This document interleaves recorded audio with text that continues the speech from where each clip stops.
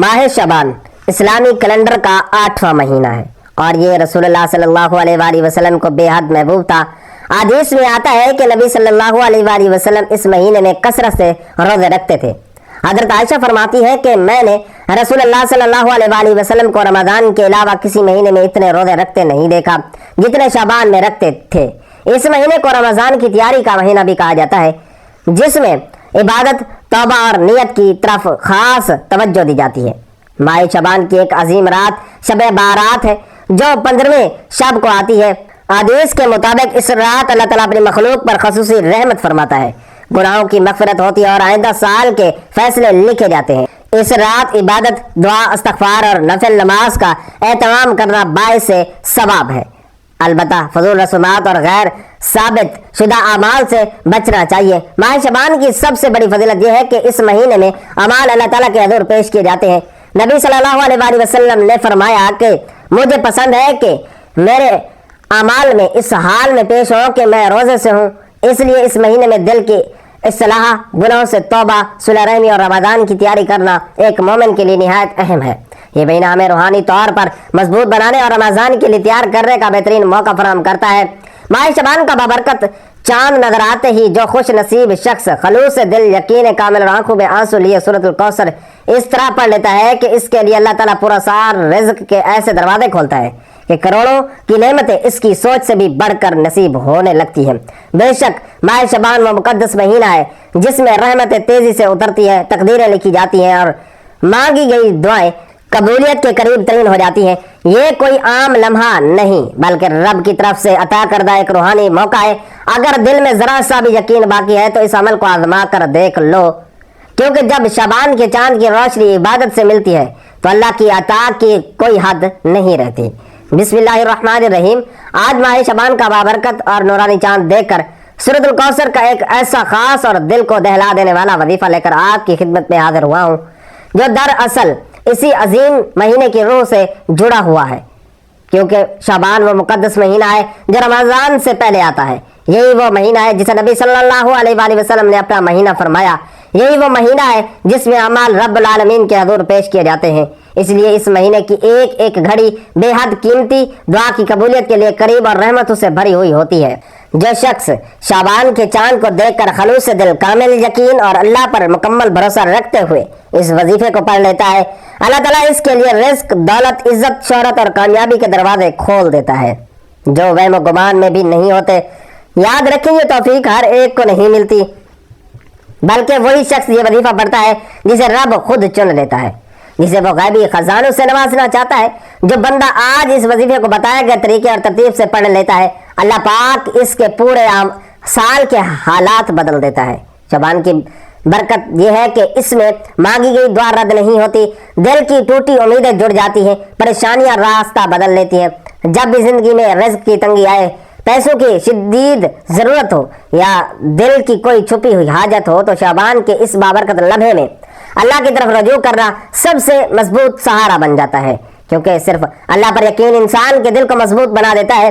بندہ جان لیتا ہے کہ میرا رب ہر شے پر قادر ہے، وہی مالک ہے، وہی پالنے والا ہے اور سب کچھ اسی کے قبضے قدرت میں ہے۔ اور جب وہ دینے پر آتا ہے تو نہ چہرہ دیکھتا ہے نہ حیثیت، بلکہ چھپڑ پھاڑ کر عطا فرماتا ہے۔ اگر آپ رزق چاہتے ہیں تو رزق مانگ لیں، دولت چاہتے ہیں تو دولت مانگ لیں۔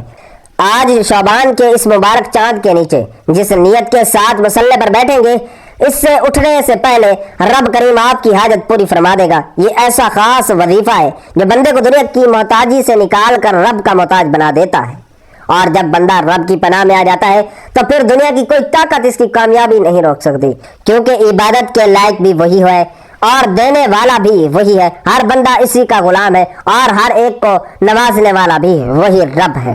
تو کیوں نہ آج ماہ شعبان کی اس عظیم برکت میں اللہ رب العالمین سے نبی صلی اللہ علیہ وآلہ وسلم کے وسیلہ جلیلہ سے مانگا جائے، اہل بیت کے وسیلہ سے مانگا جائے، اس محبوب کے صدقے سے مانگا جائے جن کے سبب ساری کائنات بنی۔ یقین رکھیں جب آپ یہ وسیلہ پیش کریں گے تو دعا رد نہیں ہوگی، حاجت نامراد نہیں رہے گی، بیڑے پار لگ جائیں گے اور تقدیر میں خیر ہی خیر لکھ دی جائے گی۔ یاد رکھیں یہ وقت بار بار نہیں آتا۔ شعبان کا چاند اعلان کرتا ہے کہ مانگ لو، آج فیصلہ کروانے کا دن ہے۔ اگر پچھلے مہینوں میں آپ دعا نہ کر سکے تو آج شعبان کے اس بابرکت چاند کو دیکھ کر اس وظیفے کو ضرور پڑھ لے۔ اگر آج آپ نے اسے پڑھ لیا تو آنے والا پورا سال اللہ رب العالمین آپ کو رزق اور دولت سے مالا مال فرما دے گا۔ آپ دنیا کے جس کونے میں بھی ہوں گے، جیسے ہی آپ کے علاقے میں شعبان کا چاند نظر آئے، دنیا کے تمام کام چھوڑ کر اس وظیفے کو ضرور پڑھ لیں۔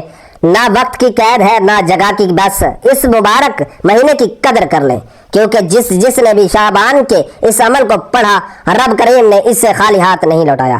آج آپ بھی اپنے رب سے جو مانگنا چاہتے ہیں مانگ لیں۔ تو آئے ناظرین، اب جان لیتے ہیں کہ آپ نے یہ بابرکت وظیفہ کیسے پڑھنا اور کن کن باتوں کا خاص خیال رکھنا ضروری ہے۔ مگر اس سے پہلے میری آپ سے دل سے گزارش ہے کہ اگر آپ اس چینل پر نئے ہیں اور ابھی تک آپ نے چینل کو سبسکرائب نہیں کیا تو خدارا ابھی اسی وقت سبسکرائب کر لیں، کیونکہ میں روزانہ آپ کے لیے ایسے ہی روح کو جھنجھوڑ دینے والے وظائف اور مؤثر اعمال باقاعدگی کے ساتھ لاتا رہتا ہوں۔ اب آئے عمل کی طرف آتے ہیں۔ آج جیسے ہی ماہ شعبان کا چاند نظر آئے، اس کے بعد آج کی پوری رات اور کل کا پورا دن آپ کے پاس موجود ہے۔ جب بھی اور جہاں بھی آپ کو موقع ملے، باوضو مصلی پر بیٹھ کر یا چلتے پھرتے اس عمل کو پڑھ سکتے ہیں۔ سب سے پہلے اللہ کے حبیب صلی اللہ علیہ وآلہ وسلم کی ذات اقدس پر 3 مرتبہ درود پاک پڑھنا ہے۔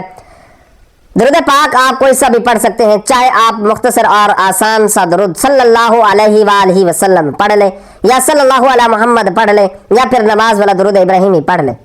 میں آپ کو یہی مشورہ دوں گا کہ درود ابراہیمی ہی پڑھیں، کیونکہ اس کی فضیلت اور برکت سب سے زیادہ ہے۔ روایت میں آتا ہے کہ ہمارے پیارے آقا صلی اللہ علیہ وآلہ وسلم کو تمام درود میں درود ابراہیمی سب سے زیادہ محبوب تھا۔ اس لیے آئیں ایک بار ثواب کی نیت سے میرے ساتھ بھی درود پڑھ لیں۔ اللہم صلی علی محمد وعلی آل محمد کما صلیت علی ابراہیم وعلی آل ابراہیم انک حمید مجید۔ اللہم بارک علی محمد وعلی آل محمد کما بارکتا علی ابراہیم وعلی آل ابراہیم انک حمید مجید۔ 3 بار درود پاک پڑھتے ساتھ ہی فوراً آپ نے اپنے دل کے سب سے خاص مقصد کی نیت کرنی ہے۔ یاد رکھیں، ہر انسان کی آزمائش الگ ہے، ہر دل کی فریاد جدا ہے۔ کوئی رزق کی تنگی میں گھرا ہوا ہے، کوئی اپنے بیٹیوں کے نصیب کے لیے رو رہا ہے، کوئی تنگ دستی اور لاچاری کے اندھیرے میں ہے، کوئی اللہ رب العزت کی رحمتوں کو آواز دے رہا ہے۔ کسی کا چلتا ہوا کاروبار اچانک ٹھپ ہو چکا ہے، جس کی جو حاجت ہے، جس کا جو درد ہے، بس وہ دل میں لے آئے اور یہ ہرگز نہ سوچے کہ یہ کام کیسے ہوگا، کیونکہ عطا کرنا رب کا کام ہے، وہی سب کچھ عطا کرتا ہے۔ آپ نے صرف اور صرف اللہ رب العزت کی ذات پر کامل یقین اور مکمل بھروسہ رکھنا ہے۔ یقین جانیں یہ وظیفہ آپ کی تمام پریشانیوں، تمام تنگ دستیوں اور تمام بند دروازوں کا آخری حل بن سکتا ہے۔ اب اپنے خاص مقصد کو ذہن میں رکھتے ہوئے فوراً ایک مرتبہ اعوذ باللہ من الشیطان الرجیم بسم اللہ الرحمن الرحیم پڑھ کر وظیفے کا آغاز کرنا ہے۔ یاد رکھیں، جس کام کی ابتدا تعوذ اور تسمیہ سے کی جائے اس میں خیر بھی ہوتی ہے، برکت بھی ہوتی ہے اور سلامتی بھی۔ جب آپ نیت بھی کر لیں اور تعوذ اور تسمیہ بھی پڑھ لیں تو اپنے دل کو دنیا سے کاٹ لیں اور یوں محسوس کریں کہ جیسے آپ دنیا و ما فیہا سے بے نیاز ہو کر روضہ رسول کی جالیوں کے قریب بیٹھے ہیں اور انتہائی عاجزی، محبت اور آنسوؤں کے ساتھ یہ خاص وظیفہ پڑھ کر رہے ہیں۔ اور اب سب سے پہلے نمبر پر جو بابرکت وظیفہ آپ نے پڑھنا ہے وہ اللہ رب العزت کی ایک عظیم صفت کا وظیفہ ہے۔ وہ صفت جو سورۃ اخلاص کی 2 آیت بھی ہے۔ آپ نے پہلے نمبر پر اللہ الصمد پڑھنا ہے۔ آج اگر کوئی یہ کہتا ہے کہ میں برسوں سے وظائف پڑھ رہا ہوں، تسبیحات کر رہا ہوں، در در کی ٹھوکریں کھا رہا ہوں، مگر نہ میرے گھر کے حالات بدلتے ہیں، نہ خوشیاں میسر آتی ہیں، نہ پریشانیاں اور مصیبتیں میرا پیچھے چھوڑتی ہیں، تو یاد رکھیں آج بس اللہ الصمد پڑھنے کی دیر ہے۔ اگر اس کے بعد بھی آپ کے گھر کے کونے کونے سے غربت اور تنگ دستی ختم نہ ہو جائے تو پھر کہنا، جب بھی آپ پریشان ہو، مصیبت میں ہو، تکالیف میں ہو تو اپنا ہر دکھ، ہر درد، ہر فریاد اللہ کے سامنے رکھ دیں، اللہ کو اپنے دل کا حال سنا دیں، کیونکہ وہ تماشا دیکھنے والا رب نہیں بلکہ آپ کی ہر بات ظاہر ہونے سے پہلے ہی غیب سے مدد فرمانے والا رب ہے۔ اگر آپ چاہتے ہیں کہ آپ کی غربت، تنگ دستی، بیماری، پریشانی اور مصیبت تماشا بننے سے پہلے ہی غیب سے کوئی راستہ بن جائے تو یاد رکھیں آج اللہ الصمد کا وظیفہ آپ کے لیے کسی خزانے سے کم نہیں۔ آج یہ وظیفہ پڑھ کر آپ اللہ سے جو بھی مانگیں گے، جتنا مانگیں گے، جیسے مانگیں گے، اللہ رب العزت فوراً عطا فرمائے گا، مگر شرط یہ ہے کہ آج آپ نے اللہ الصمد ضرور پڑھنا ہے۔ اب توجہ کیجئے کیسے پڑھنا ہے اور کتنی بار پڑھنا ہے۔ اللہ الصمد ایک بار ہو گیا، اللہ الصمد 2 بار ہو گیا، اللہ الصمد 3 بار ہو گیا۔ اسی طرح آپ اللہ الصمد کو اپنے ہاتھوں کی انگلیوں پر بھی پڑھ سکتے ہیں اور تسبیح کے دانوں پر بھی پڑھ سکتے ہیں۔ آپ نے صرف 21 بار پڑھنا ہے۔ 21 بار پڑھنے کا مطلب یہ ہے کہ آپ اللہ کو راضی کرنا چاہتے ہیں، اپنی حاجت اور مقصد کو اللہ کی بارگاہ میں پیش کرنا چاہتے ہیں۔ اب ذرا اپنے دائیں اور بائیں کندھوں کی طرف نظر ڈالیں، کیونکہ دائیں کندھے پر بھی فرشتے ہیں اور بائیں کندھے پر بھی فرشتے ہیں، اور جب آپ اللہ الصمد پڑھتے ہوئے دائیں بائیں نظر مارتے ہیں تو فرشتے اللہ الصمد کا ذکر اپنے رجسٹر میں لکھ دیتے ہیں۔ پھر جب یہ فرشتے اللہ کے حضور پیش ہوتے ہیں تو آپ کا نامہ اعمال رب کی بارگاہ میں رکھا جاتا ہے۔ فرشتے عرض کرتے ہیں کہ اے اللہ، یہ بندہ آپ کے لیے اللہ الصمد کی طرف رکھتا ہے۔ تب اللہ فرماتا ہے فرشتوں گواہ رہنا، میں اس بندے سے راضی ہوں اور میں نے اسے اللہ الصمد کی برکت سے مالا مال کر دیا، جاؤ اس کی مانگی ہوئی ہر دعا عطا کر دو، مگر یاد رکھیں شرط یہی ہے کہ اللہ الصمد کو بتائے گئے طریقے سے ہی پڑھا جائے۔ ذرا سی غلطی اور کوتاہی بھی اس وظیفے کے اثرات کو کم کر سکتی ہے، اس لیے بہتر یہی ہے کہ ویڈیو کو آخر تک مکمل توجہ سے دیکھیں، ایک ایک بات، ایک ایک نقطہ دل میں بٹھا لیں، تب ہی اس وظیفے کا پورا فائدہ آپ کو حاصل ہوگا۔ پہلے نمبر پر اللہ الصمد کو 21 بار پڑھنے کے بعد اب آپ نے دوسرے نمبر پر جو وظیفہ پڑھنا ہے وہ ایک قرآنی سورت کا وظیفہ ہے۔ الحمدللہ یہ وہ سورت ہے جو ہر مسلمان کو زبانی یاد ہے۔ یہ وہ قرآنی سورت ہے جسے پڑھنے والا اللہ کے قریب ہو جاتا ہے اور اللہ کا لاڈلا بن جاتا ہے، اللہ کا پسندیدہ بن جاتا ہے۔ آج ہم دیکھتے ہیں کہ بہت سے بھائی، دوست اور میری بہنیں یہ شکوہ کرتی ہیں کہ ہم دعا تو مانگتے ہیں مگر دل میں یہ خیال آتا ہے کہ ہماری دعا قبول کیوں نہیں ہوتی، اس کا اثر کیوں ظاہر نہیں ہوتا۔ اسی حوالے سے ایک شخص نے کسی بڑے بزرگ سے سوال کیا کہ جب میں مانگتا ہوں تو میرا اللہ فوراً کیوں نہیں سنتا؟ بزرگ مسکرا کر بولے، بھائی وہ تیرے گناہوں کی سزا بھی تو فوراً نہیں دیتا جب تو گناہ کرتا ہے۔ ناظرین یہ کتنی گہری اور پیاری بات ہے۔ جو لوگ مشکل وقت میں بے صبرے ہو جاتے ہیں، جلد بازی کرتے ہیں، اور اس بات کو ہمیشہ یاد رکھیں کہ جب ہم سے گناہ سرزد ہو جاتے ہیں تو اللہ فوراً ہی ہمیں پکڑ نہیں لیتا۔ اسی طرح جب ہم دعا مانگتے ہیں تو اللہ صبر کو پسند کرتا ہے۔ جب بھی دعا مانگو، جب بھی کوئی وظیفہ پڑھو تو اللہ سے صبر، یقین اور عاجزی کے ساتھ مانگو۔ اللہ کسی دعا کو رد نہیں کرتا اور دعا کو قبول بھی فرماتا ہے۔ وہ بندے کو خزانوں کا مالک بھی بناتا ہے، مگر پہلے وہی فیصلہ کرتا ہے جو بندے کے حق میں بہتر ہوتا ہے۔ جب کوئی بندہ سورۃ کوثر پڑھتا ہے، اللہ کا ذکر کرتا ہے تو وہ اللہ کا لاڈلا بن جاتا ہے اور اللہ اپنی وعدانیت کے صدقے اسے رزق اور دولت سے مالا مال فرما دیتا ہے۔ آج سورۃ کوثر کا یہ وظیفہ آپ کی تقدیر بدلنے والا ہے، نصیب کے بند تالے کھلوانے والا ہے۔ ایسے معجزہ ہوگا کہ آپ اپنی آنکھوں سے دیکھیں گے اللہ رب العزت نے کس طرح آپ کے گھر میں خوشحالی اتار دی۔ اب سورۃ کوثر کی تلاوت سماعت فرما لے۔ بسم اللہ الرحمن الرحیم، انا اعطیناک الکوثر فصل لربک وانحر ان شانئک هو الابتر۔ آپ سورۃ الکوثر کو ہاتھ کی انگلی پر بھی پڑھ سکتے ہیں اور تسبیح کے دانوں پر بھی پڑھ سکتے ہیں۔ آپ نے صرف 29 بار پڑھنی ہے۔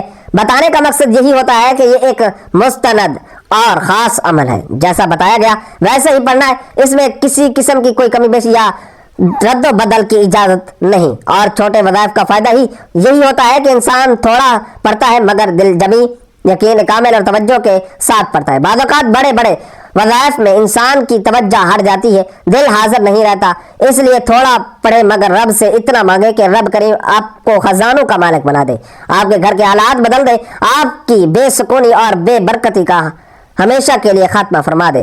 اصل مقصد رب کو راضی کرنا ہے۔ سورۃ الکوثر کو کیسے اور کتنی بار پڑھنا ہے وہ میں آپ کو واضح طور پر بتا دیتا ہوں۔ اب تیسرے نمبر پر جو وظیفہ آپ نے پڑھنا ہے وہ اللہ رب العزت کے 2 ناموں یا کریمو اور یا اللہ کا وظیفہ ہے۔ ایک اللہ کا ذاتی نام اور دوسرا صفاتی نام۔ یا کریمو کا مطلب ہے کرم کرنے والے اور یا اللہ کا مطلب ہے اے میرے معبود۔ جب بندہ یہ نام دل کی گہرائی کے ساتھ پڑھتا ہے تو اللہ پاک کے قریب سے قریب تر ہو جاتا ہے، یہ دل اور روح کو سکون اور نور بخشتا ہے۔ آپ دیکھیں کہ آپ نے اسے کیسے پڑھنا اور کتنی بار توجہ فرمائے۔ یا کریم یا اللہ 1 بار ہو گیا، یا کریم یا اللہ 2 بار ہو گیا، یا کریم یا اللہ 3 بار ہو گیا۔ اسی طرح آپ ہاتھ کی انگلیوں پر پڑھ لیں یا تسبیح کے دانوں پر پڑھ لیں۔ آپ نے صرف 11 بار پڑھنا ہے۔ یاد رکھیں صرف 11 بار یا کریم یا اللہ پڑھنے سے اگر اللہ پاک کی ہی نظر کرم آپ پر ہو جائے تو آپ کی پوری زندگی کے لیے وہ نظر کافی ہے۔ اس چھوٹے سے وظیفے میں اتنی طاقت ہے کہ یہ آپ کے دل و زندگی کو بدلنے کی قدرت رکھتا ہے۔ اگر آپ بھی اللہ پاک کی ایک نظر کرم چاہتے ہیں تو یہ 3 چھوٹے مگر بہت مؤثر وظائف لازمی پڑھیں. یقین رکھیں یہ آپ کی زندگی میں برکت، سکون اور آسانیاں پیدا کرنے کے لیے کافی ہے. پہلے نمبر پر آپ نے اللہ الصمد کو 21 بار پڑھنا ہے. دوسرے نمبر پر سورۃ الکوثر کو 29 بار پڑھنا ہے.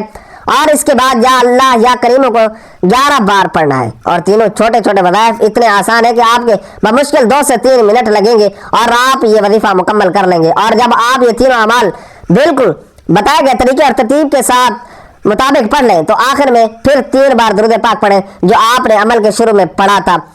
اب آپ کو یہ بابرکت عمل مکمل ہو گیا اور جیسے ہی یہ وظیفہ مکمل ہو جائے تو فوراً اپنی حاجت اور نیت کے ساتھ دعا کریں. اللہ تعالیٰ سے اپنے گناہوں کی بخشش مانگے اور رو رو کر گڑ گڑا کر توبہ استغفار کریں. اس وظیفے کی برکت سے آپ کے تمام کبیرہ اور صغیرہ گناہ معاف ہو جائیں گے. یاد رکھیں دعا وہ خوبصورت عمل ہے جس میں انسان اپنی تمام پریشانیاں، دکھ اور مشکلات اللہ کے حوالے کر دیتا ہے اور اللہ تعالیٰ اپنی رحمتوں اور فضل سے اس کی جھولی میں ڈال دیتا ہے. دعا یہ ہے کہ اللہ تعالیٰ آپ کو سدا شاد و آباد رکھے. دل سے دعا ہے کہ اللہ تعالیٰ آپ کو ایمان کامل، طویل عمر، خوشگوار صحت، مطمئن اور پرسکون زندگی، کشادہ بابرکت رزق حلال، عزت، شہرت، سکون قلب، دین و دنیا اور آخرت میں عافیت عطا فرمائے. خوش رہیں، آباد رہیں، ہزاروں خوشیاں نصیب ہو. اللہ ذہنی اور قلبی سکون عطا فرمائے اور مسلمانوں کی مدد فرمائے. آمین یا رب العالمین. اللہ تعالیٰ سے دعا ہے کہ وہ ہماری باتیں، ہماری دعائیں اور آپ کا یہ عمل اپنی پاک بارگاہ الہی میں قبول و منظور فرمائے. جو مانگا مقدر فرمائے، جو نہیں مانگ سکے اسے عطا فرمائے. نیکی کی بات کو سننے، سمجھنے اور اس پر عمل کرنے کی توفیق مرحمت فرمائے. آمین ثم آمین. دوستو اگر آپ کو آج کی ویڈیو اچھی لگی ہو تو ویڈیو کو لائک، شیئر اور کمنٹ میں اپنی رائے کا اظہار ضرور کریں اور اللہ تعالیٰ کے 99 ناموں میں سے کوئی ایک نام کمنٹ سیکشن میں ضرور شیئر کریں. اللہ ہم سب کا حامی اور ناصر ہو. آمین. جزاکم اللہ خیرا کثیرا.